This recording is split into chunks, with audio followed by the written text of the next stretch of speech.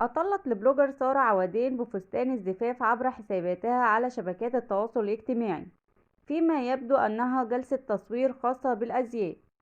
ونشرت سارة لقطات مصورة عبر خاصية القصص المصورة في انستجرام، حيث ظهرت بفستان عرس أبيض على وقع أنغام زفت سموا بسم الله للفنان السعودي عبد المجيد عبد الله.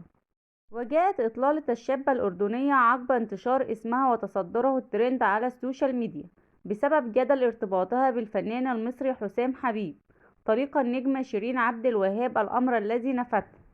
وأكدت في تصريحات إعلامية أنها صدمت بما حصل معها واهتمام الجمهور بهذه الطريقة، قائلة: كنت في أمستردام في رحلة عمل وقت انتشار الصور، وتلقيت اتصالات من أهلي وأصدقائي ومن حسام نفسه، فصار في ضجة كبيرة على هالموضوع، واضطررت إني أعود للأردن.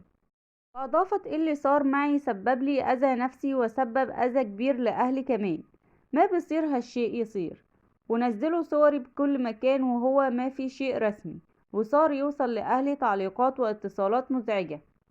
تابعت: نحن حذفنا متابعة بعض على السوشيال ميديا بناء على طلب وقرار من أهلي، احنا عيلة محافظة وعندنا عاداتنا وتقاليدنا وبمشي زي ما بيقولوا أهلي.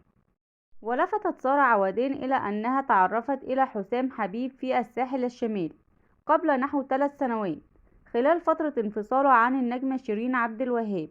وأضافت: ثم أصبحنا أصدقاء، وبعد انفصاله الأخير عن شيرين عدنا وتحدثنا مع بعض وصرنا أصدقاء، مؤكدة: نحن أصدقاء حاليا وكل شيء اسمه ونصيب، ومحدا بيعرف وين نصيبه بالآخر.